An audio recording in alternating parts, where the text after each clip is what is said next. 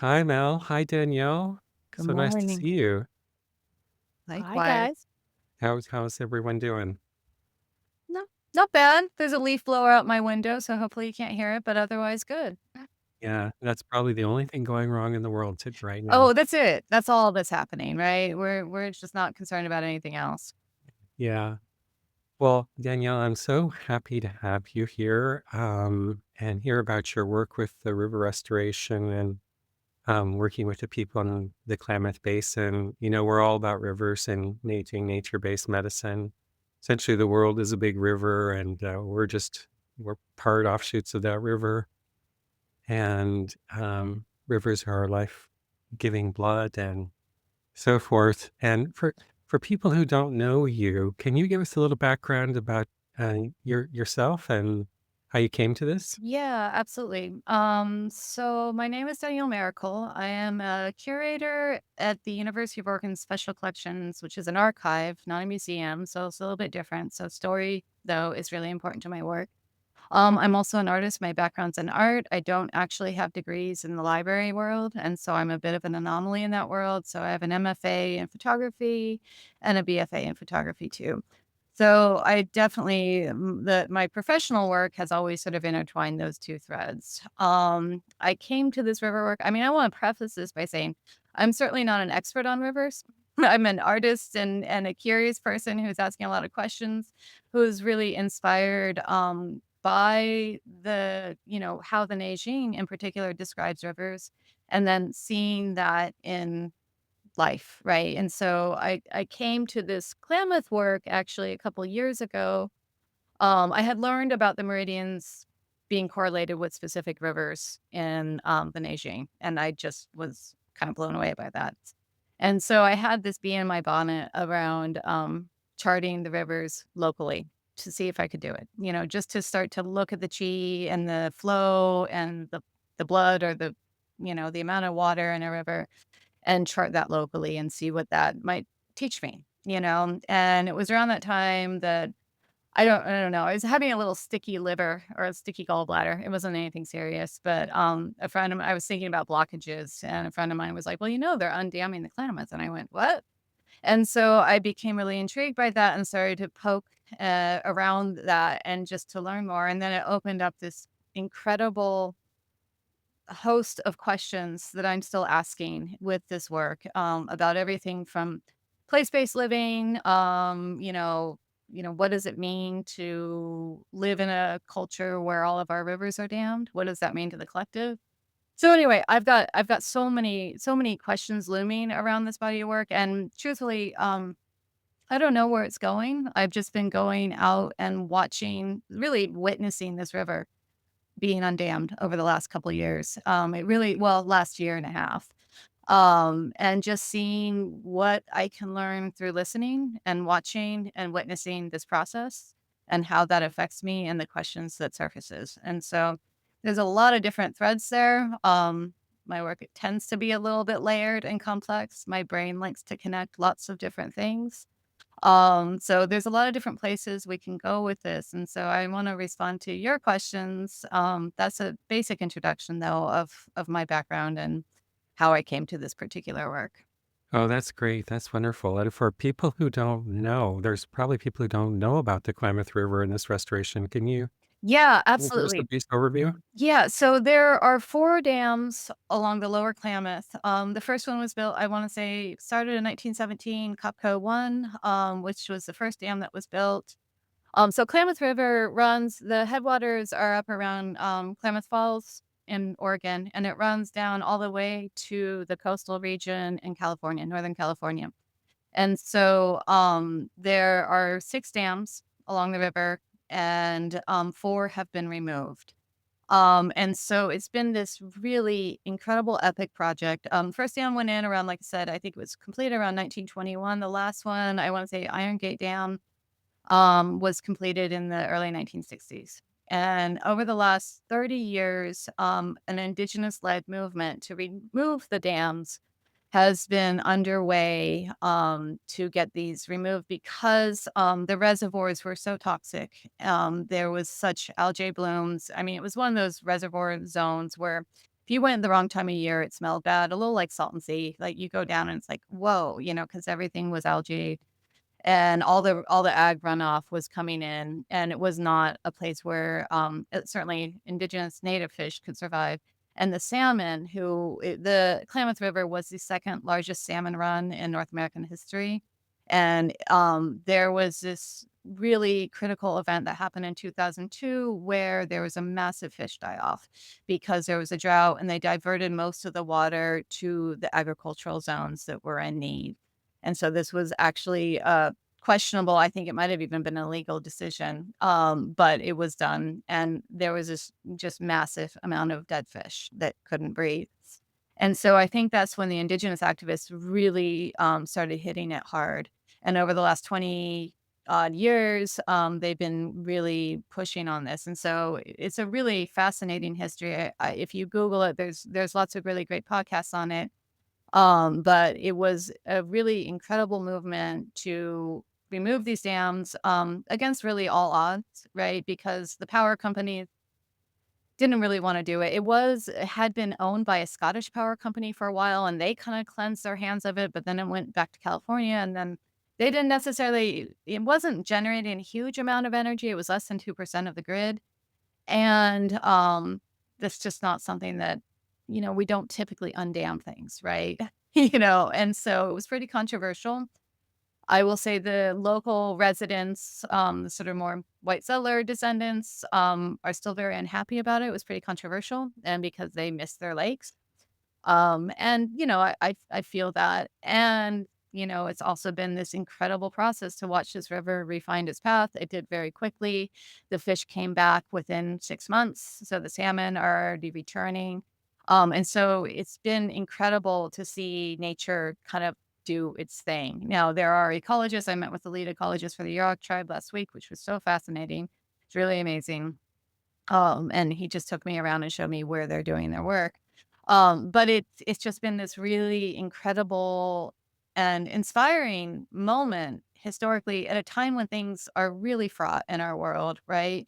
To see an indigenous-led movement succeed and then to see this restoration and it's an incredibly beautiful place too. It's sort of high desert combined with sort of Napa Valley, right? So you have these sort of rolling hills and this beautiful river running through, and so it's a great place to just hang out, you and if you're interested in rivers and you're interested in removing, these blockages in rivers, it's a nice place to just sort of witness and be in that space.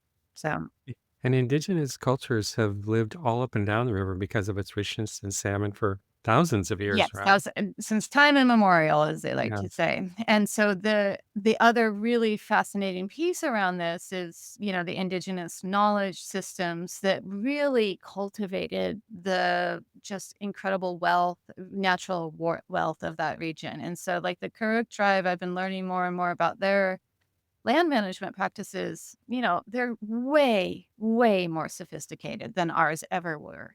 You Because know, this was not just on blocking dams. No, no. I mean, they cultivated this land.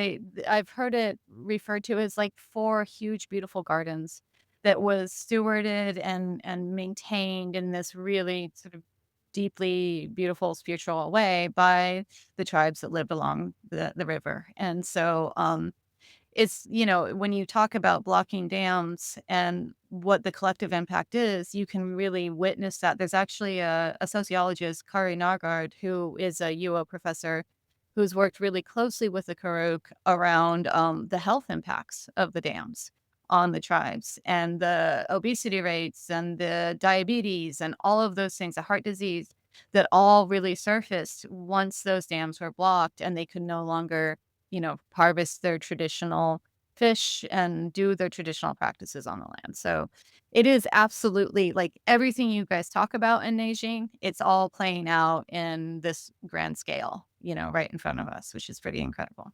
When I heard about this project also, I was like, "How did they do that?" Because it was the power companies, it was the local residents, and 4 different tribes Yes. in a time, and it's kind of like a shining star at the moment of It success. It is, and it's complicated. The more I learn about it, at first I had sort of been told, oh, the dam owners didn't want to upgrade it. And so they just like they gave in. And that's not actually true. I heard a really interesting story last week. When I was down there with Josh Chenoweth, who's the head ecologist for the Yurok, and he was saying there was a moment about 5 years ago where it almost all collapsed, right? And the power companies were like, "No, we don't wanna do this." And apparently Warren Buffett wrote a letter. He had been working with the tribes, had been down there, they had shown him what they were doing and why they were doing it, and it was a rare moment when ethics won out, and he said, "Listen, this isn't the right thing to do. We need to remove these dams." And then it happened. Like, it almost collapsed after, like, 20 years of, like, all of this labor. And there are some really, really skilled there's an amazing lawyer with the Yurok. Her name is, Amy Cordalis, and she's, like, incredibly savvy and, like, brilliant, and she's been really, really key, I think, in the advocacy for the removal. But yeah. It's interesting, when we talk about breath phases and all aspects of breath are sacred, and that dying is part of being sacred, and then we're in the breaking down times. When we move through breaking down times, then we move into the dying phase, which is where you don't see the new birth yet, but then the new birth comes not as in a wave, but as a new light that starts to twinkle somewhere. And then that's, or like in an embryo, it's that first when the heartbeat starts to beat like that. So when I'm watching patterns in the culture level, I'm looking at we're in the chaos moments now in the Hua, but the Hua transformation, breaking down times, is followed by the dying phase, Mhm. which is the kind of the dark night of the soul, the 40 days in the desert, and all those things. And then when you start to see the new lights start to twinkle, you go, oh, it's beginning the regeneration phase. And this to me is like one of those twinkling lights too. It No, is. And it's during a period, though, when we are still very much, I think, in this collapse moment, right? Where we are in this transformative, like, chaotic moment, and I think that's always that understanding is always in the back of my mind, right, constantly. Like, okay, and so what does it mean to be human during these moments of chaos and collapse? And I think in some ways, I keep looking to nature. I mean, we are nature. We're not separate, but looking to nature as a guide. And I think this is what this project is for me. It's like, how can I listen more deeply? How can I look at this as a guide for maybe where we are hopefully headed? I mean, that's optimistic, but you know. yeah. Mel, any thoughts about all this? Yeah, well, I had a thought and a question. I mean, the thought was, you know, that we have these rivers flowing through our body, and if you were to block them, you would get this specific type of pathology often that correlates exactly to what you said about how these tribes had all these skyrocketing rates of obesity. And I mean, it's not metaphorical, it's just so literal. And you're just looking at like, just a different scale of what happens in the body and what happens in a watershed. So it's really, it's just remarkable. Um, I guess my question, I think it'd be interesting, or let me back up and say that whenever I look at the world's problems, all pretty much almost like 100% of them are characterized by just short-sightedness, right? That people are just doing something that has some sort of benefit in the short term that creates all these problems. And I just wondered if you could discuss, because I don't want to assume that I know everything about why people put dams in the first place. Mhm. I can kind of guess a list, but maybe that's something interesting to discuss, and including sort of the time period that you were alluding to about Mhm. what was going on then, just so we can kind of better learn from the thought process then, and then why we would wanna undo it. Yeah, I mean, those are really, really important questions. And I think that's absolutely at the core of what I'm asking as well. So the period of time that these came up was definitely the period, it was early 19th century or early 20th century, right? So it's sort of this interesting and again, I'm not a historian, so I wanna qualify this. I'm sure, sociologists or historian might look at me and go, wait, you got that totally wrong. But I do think it was, a period of, westward expansion, right? And so you've got this sort of pivotal white settler colonial moment, right? Where basically you have the worldview of white modernity coming in, and Kari Nargard, who has also written this incredible book. Actually, she's really brilliant. It's just I have it here called "Salmon Acorns Feed Our People," and it's all about the Kuru colonialism, nature, and social action. She talks a lot about how during this particular period, basically there was like this construction of race and construction of that reflected our perspective on nature. So like the Western perspective on nature is something to be controlled, right? And it's a single resource management. Like we're gonna come in, oh, we need water. Okay, it's I mean, it's all still going on. It's like President Trump saying in during the fires of LA that somehow it was because we had diverted water for the fish up in Northern California. I mean, like all of the thinking is still very, very present today. I don't think post-colonialism is true. I think we're still in a colonial moment. So I think what we see during this period of time, though, is this sort of creation of the myth of whiteness and white settlers and white modernity, right, as this authoritarian figure, and that we know we're going to control nature. And so the impetus, if I'm going to be more generous, was to divert water for agricultural reasons, to divert water for, to create power. I mean, those are the basic reasons. And like, one of the main tributaries that comes into the Klamath, the Trinity River, most of it's diverted down now, still to this day. And so it's this idea that somehow we are wiser than nature and that nature is a resource, right? And so that's a really key distinction, I think, in Western thinking is that nature is a resource, whereas within Indigenous culture, nature is a relative, right? We're not separate. It's about the cohesive interdependence of all of us within these areas. Whereas I think the white settler thing was, we're going to it's really driven by capital, right? I mean, it's a capitalist impulse. And that was very much alive at that time. And so this notion of undamming these rivers is about the health of the interconnectivity of both the tribes, everybody really. It's not just tribal communities, it's all of us, right? I think a lot about this sometimes. There's a quote by David Abram, who's a writer, the anthropologist. He wrote that book, The Spell of Sensuous, which those of us in our community, everybody loves, right? So we maybe read it. I don't know. But he talks about when he was traveling in Nepal and he was working with healers over there, if somebody came up with like a disease or something, they wouldn't treat the individual. They would go to the village and treat the village because they knew if they just treated the individual, the same thing was going to come up in someone else, right? And so it's looking at collective healing. Like, what does it mean? Like, first, what does it mean that all of our rivers are dammed if we are, in fact, rivers, right? I mean, if we wonder why health and mental health or, all these problems are skyrocketing, and then you look around, and how we operate, those types of things. So I was always really intrigued by this notion of collective health and what does it mean when we dam all of our rivers? Like, where does that leave us, right? And I think I'll add one more thought here and then I'll stop. But just this notion of the individual, I think, is also really specific in many regards to Western thinking, right? That we're separate and that we're separate from nature. Whereas I think a lot of Indigenous cultures do not believe in the individual. There's a really great writer, Bayo Akamalafe, who I talk a lot about, who always says we need to suspend the myth of the individual for long enough to sense into other realities. And I think that's so important at this particular moment, like is to step back and see where we're at.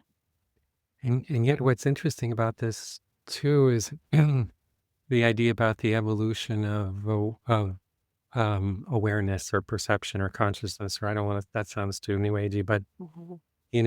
and that everybody has kind of a reason for why they do it. And it's usually at that level where we understand things better. And so like I can, like I'm all for nature, I'm nature's number one fan.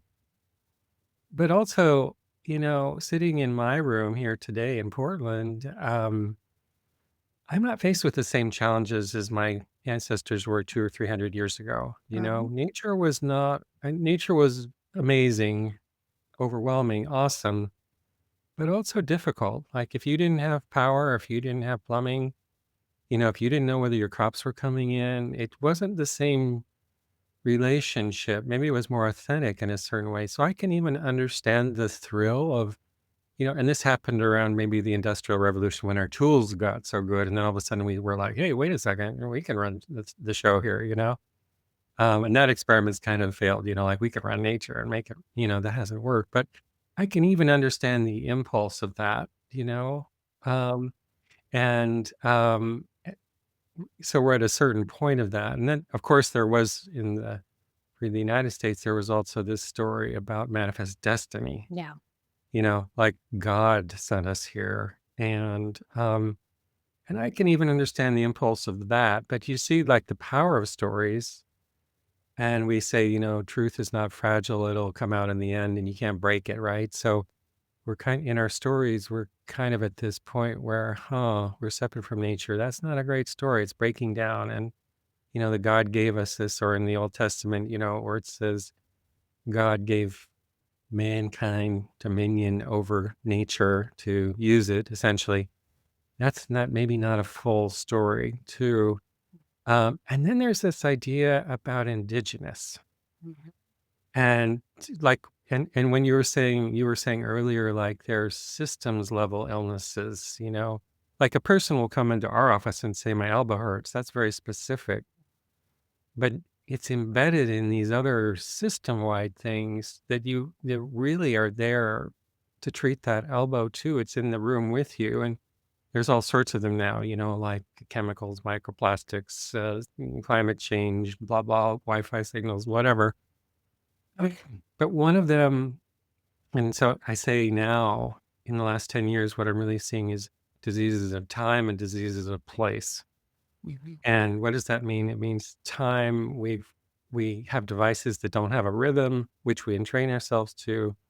It also means we forgot that things come from a past and a root and a source, and we're looking to the future and we forget about the past. So we've had a reversal time sickness. But then if we look at nature and we look at ourselves as plants or following the same patterns, everything in nature is of a place, Mhm. which is kind of the meaning of indigenous, that term indigenous. And we use the term to say people who live in a place, like the Klamath River people are indigenous because they're of a place. But in a certain way, we're all indigenous because we're also of a place. It's called Earth, right? And, in the past, it's been a problem for modern people because they just hop around and jump around and, they don't have that sense of place after we move from having a farming cultures and things like that. But the other big thing that happened in around 2012, 2010, 2013 was we started to live very much in an internet place.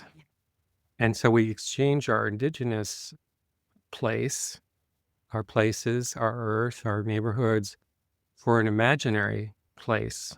The internet it's not a real place. It's like a series of images created in server farms to like make you think you're in a place. So this is kind of threading through everything, and that threads through everything. Like, how can a flower grow or a tree grow if it doesn't have a place in which to grow? Like if you're a plant and you get in a seed, you have to figure out your environment. Oh, and the sun comes up like there, and at 2 o'clock it goes behind the tree, and then you start to orient yourself to place. So that theme is here too when we restore rivers. And here it's so interesting and so precious, the indigenous knowledge of people of place. Because quite frankly, modern people, we can talk about it theoretically, but we kind of lost the script. Yeah. I mean, to respond specifically, I mean, place is so embedded into the questions that I'm asking, and lineage too. I mean, the lineage of my ancestors is really part of it too. I mean, I started this body of work about, I don't know, it's like 6 years ago in 2017. We was actually looking at my maternal line, which has a lot of violence and trauma in it. And my great great grandparents were on Bainbridge Island, and they were proselytizing. They were Swedish covenant ministers, and they were proselytizing to both the Swedish community there as well as the indigenous communities. And my great great grandmother was out there and left in isolation a lot. And the minister husband was really just kind of an asshole, honestly, from what I gather, what I glean. And, she lost a child out there, and she really kind of went off. She never recovered, And so I had gone to Bainbridge to sort of explore this idea of the sort of, patriarchal violence within my specific family line. And I didn't find much in my own family, but I did continue to find all of the violence of the sort of white settler colonial violence against the indigenous people there. And, it was one of those things that was really hard to reconcile, and so I kinda stopped the work, and then this river work has surfaced it again, and I think it's really because of this notion of rootedness or lack of roots and place and displacement. Like, what does it mean for the bulk of our population to be operating from a place of displacement, right? And how does that then, sort of resonate? Within our bodies and within our culture, um, and what does it be to be unrooted, right? And then the other really complicated and fascinating piece about this is that climate change is uprooting everything, right? And so we've got species who are migrating. We've always had that, right? It's always been happening. It's just accelerated, right, in a pretty dramatic way right now. And so, I think the thing that I'm coming to is that it all sort of defies categorization, right? And there's no I don't have there are no easy answers here. This is one of the most complicated, I think. It's a complex period to be alive. It's a really interesting period to be alive, but it's also really layered and complicated as we are all trying to like find our grounding during a deeply destabilizing time. So I don't know. I'll kind of stop there and ask both of you, like in your practice, how are you seeing this sort of within your how do you practice from a place of groundedness, right? How do you locate yourself in place? Do you? I mean, yeah, Dr. Neil, you had sent the Suan 26, which was all about the moon, I think, and when you treat according to the rhythms of the moon. And I was so fascinated by that. I was like, well, how with your practice, how attenuated are you to the sort of local environment and what's happening as a place-based kind of way of treating? Mel, you have any thoughts about that? Okay, buddy. I mean, but yeah, a lot of thoughts came back. I tend to bring a lot of discussions back to the brain. That's something that I like to do. And so when you were, and I will get to your kind of most recent question, but when you were talking about the values of the indigenous tribes and the values of the industrial revolution, I couldn't help but look at the kind of hemispheric correlates of that. So that the kind of white settler value system and objectives are really left hemisphere values, and so that includes dominion over nature. That the left hemisphere controls the right. That we can make tools, and those tools are for using nature for like as a resource for us. Then it's very individualist. So the left hemisphere is more interconnected with itself and it's more interested in what it thinks. The right hemisphere is the one that has the context, which is the connection to place, and it has the more collective understanding. And it also, especially in its like adaptive and adult and nourished form, has the ability to take in the perspective of the left and then consider it as part of the greater whole. So I thought that was interesting. And then in terms of um, like treating from a grounded place, this is actually just so similar to a conversation I was just having with a colleague yesterday, because I mainly treat adults, but from a neurodevelopmental perspective. And one of the things that's interesting about animals, including humans, is that a tree is rooted for the most part. There is some evidence that some trees can walk and stuff very slowly, but for the most part, you're rooted in a place, and so that your relationship to the sun and to other things is going to be fairly consistent over time as other things change, whereas animals can move. And in humans, at least, the first system to develop in the nervous system is the vestibular system, which is our relationship to gravity and our relationship, like what is up, what is down, what is left, what is right, if I am I moving, is my head moving? And so the organs of the vestibular system grow to adult size in utero, which is the only organ that's true for, and those nerves myelinate first, and that's the foundation. Like, that rootedness is the foundation of the development of all the rest of the nervous system. And when I look out at, especially at children nowadays and also adults, um, oftentimes that didn't go smoothly from the beginning. That Yeah. there was already this very, like, kinda literal neurological lack of rootedness for whatever variety of reasons that people are kinda growing out of. So I don't know, it's just sort of interesting to know. So, I mean, I'm taking it very literally. I'm kind of assessing their balance. I'm looking at their eye movements and seeing if I can help them kind of, I don't know, like, reconfigure their GPS to even kind of be grounded and know where they are and feel their own body. For my part, I moved about 6 months ago to a place about an hour away from where we were that happens to be, kind of have a very strong Indigenous presence, which is unusual for the Northeast, Wow. and where they, really value nighttime darkness, which I'm just so grateful for, that I don't seem to have lots of 5G here, that there is this possibility, at least, that if I can work directly with people's vestibular system so that they know where their body is and they know which way is up and down and left and right, that they would be in a place where they wouldn't be sort of bombarded bombarded by confusing signals that would, that are having bees spinning around in circles. So it's like a little bit of a weird way to answer your question, but it's something that I think about.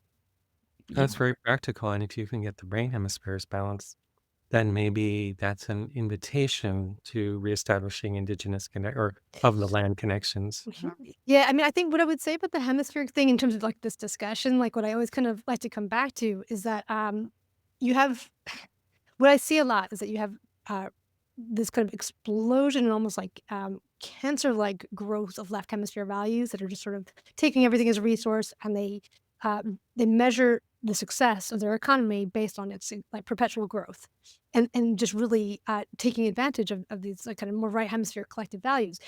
And so the right hemisphere kind of, um, perspective is understandably not happy with that, but the reconciliation is really understanding. I believe that the right hemisphere is meant to be kind of seeing the bigger picture and making decisions, and the left hemisphere is meant to work with. There's a book called The Master and His Emissary that talks all about this, where it's like the heart and the connection is the kind of the truer container, and that it's not that we kind of get rid of the left hemisphere. It's a part of, and it can be considered with. The unfortunate irony is that the left hemisphere, because it's greedier and it's more, like, goal directed, ends up overrunning Wow. more peaceful, patient, quieter, collective, ideas, people, cultures. And so I think, just like we need 2 legs to walk, and, we just want things working well together. So it's not about, completely annihilating or devaluating or saying those values are bad. It's putting them in the right relationship again. Yeah. And they're both just aspects of breath, and we know from breath medicine or learning about breath that when one tide of breath becomes predominant, the other one comes back to reestablish order. Like the priority in the universe is breath. So like it doesn't just like a lopsided breath. It'll change, and then what'll happen, what our experience will be, we're not sure, but it will change and it will come back another way. It's also interesting. I like what you say about the integration because, when we, this interesting idea that indigenous people hold wisdom, for example, which they do about place because they've lived there for so long, Yeah. and that it would be great to share that. But that's also so fraught. It is, and I think there was a native Hawaiian, who recently said I was listening to a podcast, she was saying how we're all indigenous, it's just that some of us have had our indigeneity interrupted more recently, right? And I thought that was actually a really Right. great way of characterizing it, So and yeah. we do know, like we start off and it's, you know, we start off just being engaged in one culture taking over another, for example, or something like that. And then down the road, we become more aware and we talk about things like colonialism and patriarchy and so forth, which is also fine. It's a step. And also, the solutions, the deep solutions will come in the next phase. Yeah.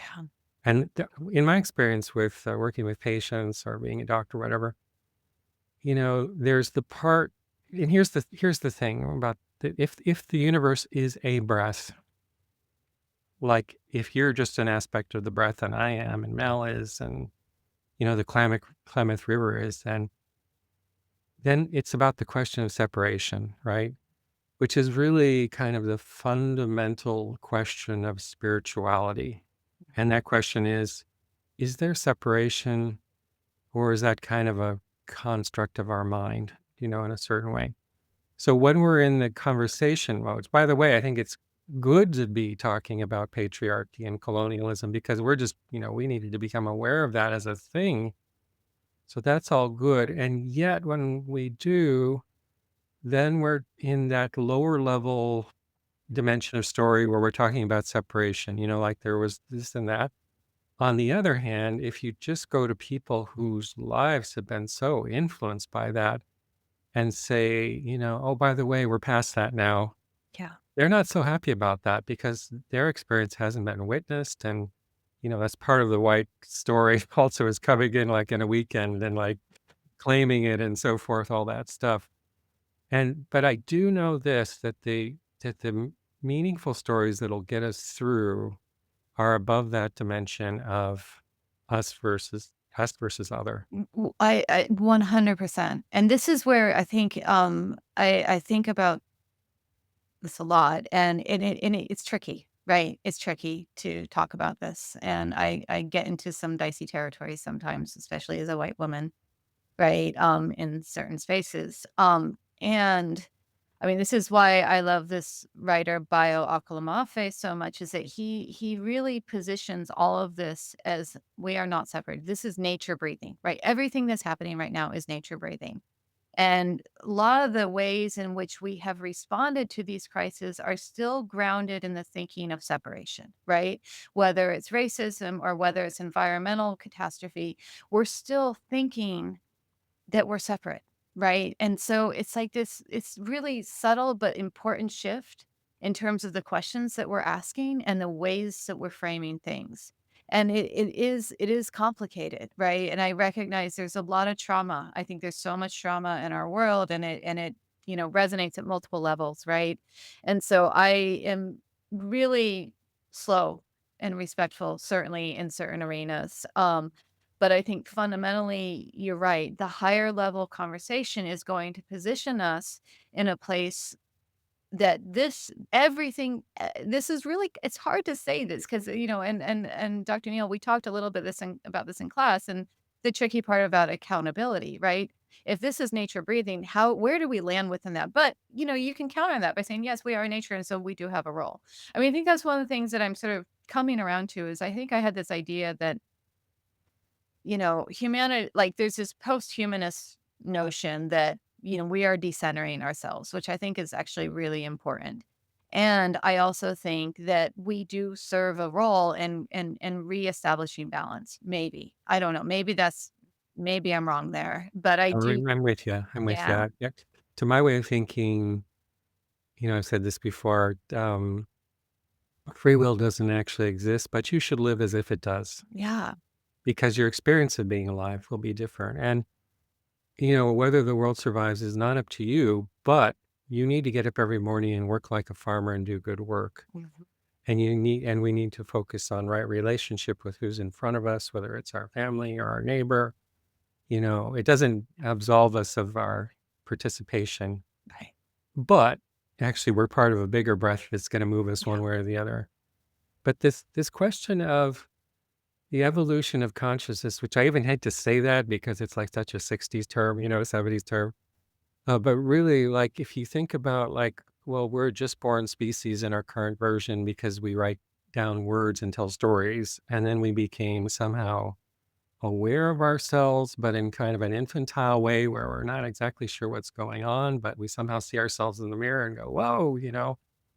And then we got tools all of a sudden. We could do all these things. And of course, it's natural if you have all the tools to use them. And if, like, there's resources there to use them if you have the tools, right? And then we're in kind of this phase, but in a meta level, what's happening? What's the script? For example, if we are examples of the universe recreating itself upon its original design, like this is all in the plan, right? And that making a brain that becomes aware of itself and starts to write down words is part of the plan, and that we're in an infantile stage of that at the moment. But what would be the next phase? So, for example, we talk about the immersive life. And also, with Indigenous people, sometimes I feel like we tend to over glamorize their life, Mhm. and think that they're all wise and floating around in wisdom and so forth. And we don't give them the freedom to just be people. No, and that's hugely problematic, and white culture Yeah. does that a lot. We idealize Indigenous values and all of those things, and For our own needs. And yep. we don't give them the space. And also to say, well, Indigenous people, they're Indigenous, but in a certain way, like they had to be to survive. It wasn't like they decided, like, as a philosophy, let's go back to nature. They had to do all those things. Although And it, I think that there are I have this idea of these tendrils, right? And that time isn't necessarily linear, right? And so there are these different things, like humanity has evolved in different ways, right? With equal sophistication and sometimes I don't know. And again, this is not to sort of paint this rosy picture on, like, this wisdom, whatever. But I do think that some of the stories were just better stories, right? well, the thing is that um, land gives you wisdom. Mhm. Mhm. You know, being like when I was a high school student, I was kind of a student on the Zuni reservation. I live with a family, and Zuni lives it's in Southwest, and it's a Pueblo culture, and it's flat. But Zuni is like a hill, and like, where did the hill come from? Well, the hill came from the adobe buildings falling down over thousands of years. It's hard to make. Mm. I mean, what I mean by that is, if you live in the same place for thousands of years, like the people did on the Klamath, and you see the same mountain and it has a name, and the sun and the seasons, the breaking down of wisdom can really be seen in many ways to be related to the loss of place. Mm, wow. So, like, if you're a farmer or you're a hunter, there's a wisdom that you have to develop to live in that place. And that wisdom is handed down by the people who raise you, who is handed down to them. And there's a grounding aspect to that of being of a place, right? So one of the ways I sometimes think you can differentiate modern and traditional cultures is the cost of stupidity. Mhm. And that means, like, in a traditional culture, you can't be stupid. Mhm. There are consequences for being stupid. But in a modern world, you can just be as dumb as you want, Mhm. and the consequences are different. Someone will come and rescue you, if you do something dumb. Um, but there's a wisdom, like, and even our ancestors who were farmers, which for me is just a couple of generations ago. Actually, my stepfather was a farmer.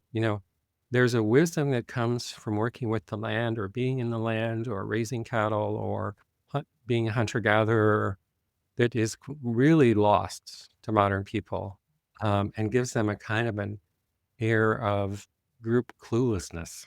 Mhm. One of the things that's so nice about medicine, which I really appreciate about medicine, is that grounding aspect's there again. Like, you can make up all sorts of conspiracy theories or say whatever you want, but if you have lung cancer, it's kind of grounding, Yeah. and you can't just do whatever. And in the same way, like when you're in a land, like, you can go out and hunt when none of the animals are there, but you're going to starve, right? So there's a cost to that. So we've lost, and I often think, like, make America great again and so forth, USA number one. I always think, well, people are people. The people of the United States, they're good and bad. Mm. But what is great about the United States is the land, really, and the land was really what imparted the qualities. But when you leave the land and go into a internet space, a Facebook space, an Instagram space, whatever it is, you've lost that connection to indigeneity. And that's really deeply unsettling to us, I Yeah. think. And then if you combine that with the loss of rhythm, which is the other thing that nature really depends on, when is spring coming? When is summer coming? We're really kind of lost our way. And it influences, you were asking about the healthcare practice. It influences every patient interaction now. Yeah. And I feel like there's a gradual lead up to this moment, right? I mean, you read like, you know, early 20th century philosophers, and they were concerned about the rise of technology for similar Right. reasons. Emerson, Thoreau, all those Yeah. people. Yeah. Yeah, and I think then this virtual place or non-place that we all spend so much time in these days is just like I mean, I don't know where it's going. I think that, if Elon Musk had his way, we would all just like, be robotic, live in these really bizarre non-spaces. So I mean, I think it does have to do with like there's like this gradual loss over the last couple centuries of our rootedness to place through, immigration and migration and all of this trauma that happened, right? That then was then imposed upon the people here. Like people who were displaced from their European homes. So they came and that violence continued, right? They were like, okay, well, we're just gonna displace people and then you just like then there's the technological aspects of it. And technology is really tied to it. And I think it's interesting been reading the contemporary Chinese philosopher, and he's talking a lot about the role of technology and the narratives that we tell around home, right? Like, what is home? Because part of the whole MAGA movement, if you think about it, is really it's like nationalistic, right? It's like American, like this is our home, right?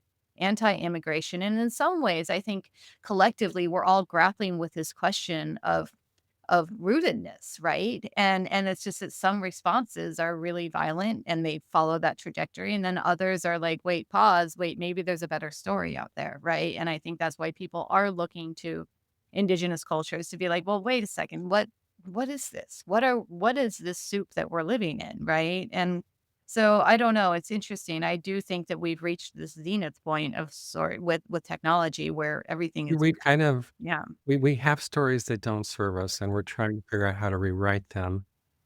To me, the question is so interesting is like, what comes next? Like if we are these expressions of the universe recreating itself on its patterning, and first there's immersive awareness like a cloud, a river, and then there's kind of biological coherence awareness like a cat or something else. And then there's coherence entities that tell stories about themselves and see themselves in mirrors, and that's another phase.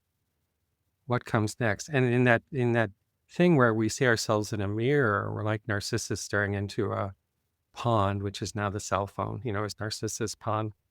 Um, what comes next? So, for example, the truth is we are kind of immersive and we're part of breath, but is there going to be a way that we expand and return to root and immersivity and understanding about the question of separation, but with awareness, self-referential awareness? That's where I think we're going, and we're trying to navigate that moment. And what would that look like? So can you be like a cloud, which is kind of Taoism in a nutshell, but with an awareness that you're also Danielle? And what does that look like? And also in relationship to Mel and Ed, but actually, so we're separate coherences, but we come from the same breath. And then what does that world look like? Mel, got any wisdom about this? Well, I was reflecting a little bit about uh, place and people and rivers, and talking about damming. So, like, well, I'm upstream, and so I'm not really concerned about you guys downstream. I'm just gonna like make my nice fishing pond over here and do that. But I was reflecting because you were talking about family history. So my grandmother, and this is story and identity, right? My grandmother was from France, and she was from an area of France called Alsace, which is actually on the border between France and Germany. And they actually had their own dialect called Alsatian, which sounds very much like German and French kind of mashed together. But as I studied their family history, there's a river that separates France and Germany called the Rhine River. And when I went back not that far, my family was on very much on both sides in that river. And so just even this idea that like, well, they're French, and then that area went back and forth, during World War One and stuff like that. But it's like, well, no, these were people. I guess my point is that if we follow nature and kind of people who were following nature, they lived on watersheds. They didn't live on one side of a river or another, and that leads to stories of separation and identity. And in this case, like it's a national border, and you'll see. I mean, I'm sure you see that kind of all over the older part of the world that these rivers separated things. But I guess I don't know, using nature as a template or as a source of wisdom or as a way of solving problems, one idea seems to be like, well, actually, the natural order is to look at watersheds rather than sides of rivers and rather than kind of blocking them and making reservoirs. And just, I don't know. And that's not even a specific answer. It's more like something to contemplate. Um, like, what happens if we look at it And that. that goes with the story that showed up with the Europeans, which said, by the way, I own this land, and here's the piece of paper that says I own it, and you don't own it, and you can't come on it because I own it. Yeah. Property is a lot to do with all of this identity, like, It's so interesting. There's a character in an aging juror, mm, and it means to treat, like in healthcare, it means to treat. When you look in the early dictionaries, what that term means, it has this line like, water flows out of the hills, then it runs around along the border of the city, and then turning east, it flows into the ocean. You're like, what? That's the definition of like to treat something like cancer, tuberculosis. Really? That's the definition? Of course, that is the definition in aging medicine, restore the rivers. mm, And so when we look at all these complicated, you said things are multi-layered and complicated, which they are.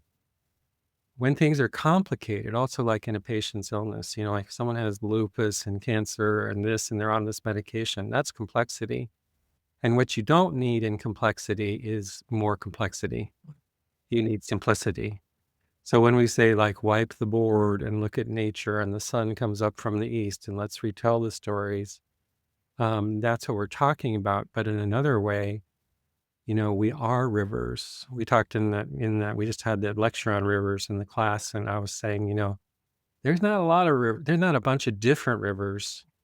There's one river on the earth. And actually, it's not just the river, it's the ocean. And it's not just the ocean, it's the clouds. And it's not just the clouds, it's the rain. And it's not just the water in your body. It's like that's one flow of water through the water cycle. And I drink it in. I'm drinking my tea. The water came from outer space. I made it into tea. I took it out of the water cycle. It goes through my body. Then it passes back into the water system. So it's also in simplistic terms, when someone's really complicated or a situation's really complicated, these things like, oh, if you just restore the rivers, that fixes everything. And that's why those things are so precious, because it's not like a 20,000 page checklist. right. It's like, make the river go. It's so interesting. Last week when I was meeting with Josh, and at the end of our day, we had gone and he'd shown me all the zones of ecological restoration that they're working on and how they're planning and all that sort of stuff. And he said at the end of the day, it's like fundamentally, I really believe you just need to remove the dams. And we're just giving nature a jump start here. But nature is going to do nature. And it really echoed, I think, some of the sentiments that you've conveyed in your work, Dr. Neal, around you remove the dams and then you can kind of let things happen. And I know Right. that's That, maybe that's oversimplifying it. it. Yeah. Yeah, yeah. But I was curious because I've been really wondering about that and what an ecologist would think about that. And was kind of nice at the end of the day that I was basically echoed, that. In aging, this is the secret of aging nature-based medicine. It's, very complicated, a lot of technical detail. And yet, at the end of the day, we only do one thing for every problem: Uh-huh. make the river flow. And there's different reasons why rivers don't flow. It might not have a headwater source, might have been diverted, it might have been polluted, something like that. But the main one, especially for acupuncture, and the acupuncture needles, as we know, were originally surgical instruments to restore river flow. Their main purpose is to to treat this thing called a B obstruction, which is at the key of all chronic human illnesses. It means a part where something's not breathing, and it's basically a dam in a river. Mhm. So at the end of the day, for any healthcare condition, that's the solution. And, it's so breathtakingly simple. And the other thing that's so, it's a difficult time. We need to find these places of hope. And one of them is, which I know happened on the Klamath River too, you take the dam away, and within a week, Yeah. nature starts to come back in full force. Mhm. Even all the things we've done to it. And then, like, the fish are swimming, the plants are growing, it's so quick. And it's the same in a human body.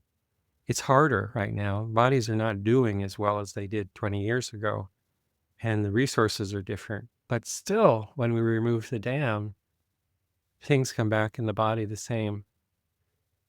So, and in the end, whether we live or don't live or whatever, that's up to nature and getting her breath back. Well, and I do think climate change is nature's breathing. I mean, honestly, and I know that is, not the easiest thing to think about. But yeah, if you think about, we keep thinking that we can expand and expand and expand. I mean, if it weren't for climate change, I think we would just eat everything on this planet up, and in this way, it's sort of forcing our hand on a lot of it. And it's gonna be painful. Like the next I think 1,000 years, growth is painful. it's I was painful. talking to someone else about, I've said this before too. It's like if I was the Earth's doctor, I'd say, Earth, you have a bad case of humans. Yes, and You know? it's such But here's the thing about humans, it's so interesting. What other disease knows what it's doing at the time it's doing it and can make a choice not to do it? Yeah, I know. Like tuberculosis is not that way, cancer's not that way. That's what I mean about this evolution of consciousness. All of a sudden, we're here, we're doing it. It's all natural. It's natural to use resources. It's natural to think about separation, all those things. And yet we see ourselves doing it.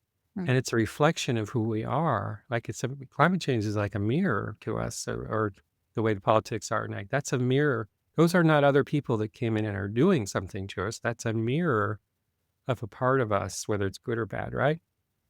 And this is what's so unique at this moment. A cloud, a river, a cancer, tuberculosis does not have that ability to say, hey, wait a second. I don't know if I want to be like infecting this right upper lobe of this patient. If I'm a tuberculosis, I just do it. Mhm. And that's why humans are so different. And even though we may not have free will exactly, we can look at this and go, who do we want to be? Mhm. And what stories do we want to tell? And we could say, we don't want to be a disease for the earth in a certain way.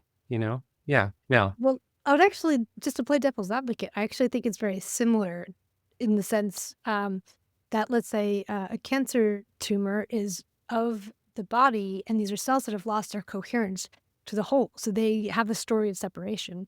And I would say the same thing with humans, because some humans have stories of separation and some don't. And the ones that don't are working hard to overcome our cultural conditioning to order fewer times a week from Amazon and whatever we're doing.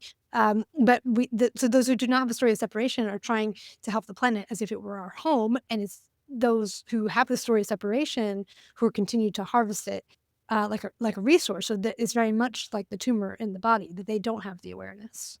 And if you look at that's a good example. And if you look at the tumor, from the point of view of being a biological coherence with likes and dislikes and wanting to live, cancer is a terrifying, horrible thing, right? From the point of view of nature, dissonance, chaos, all those things, as I've said, it's part of the palette of nature to restore breath. So say you have the breathing system and it's off and it's off and it's off and it's off and nothing gets changed. Cancer is the way that breath is returned in a meta way, in a deeper way. We don't like it, but what does that mean? Like if a system's not breathing, it starts to break down and then it starts to become separate and then it dies. And then something new is born, right? And that's exactly what happens when you throw something in the compost heap and something starts to break it down. That's called hot transformation, right? So in that sense, if I don't want to be unkind to cancer patients because it's a very difficult disease. But what I mean is if you step back from the point of view of being a living person, that's all kind of normal, right? But when we step in and work with cancer, what are we trying to say? Well, what is it that led us to this point where things started to separate? What has lost its way?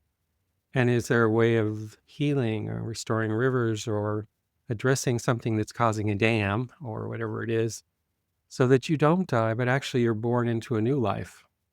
You know, it's all very interesting. But this thing about like like a cloud, I don't think is aware of its role in the same way that we are. We can go, oh, should I fly to Europe? But yes, there's the climate cost, and or should I buy offsets? I mean, clouds don't do that. Cats don't do that. But somehow we are in this moment, like, but we're at this infantile stage where, like, I got a brain. Like, what is that? I don't even know.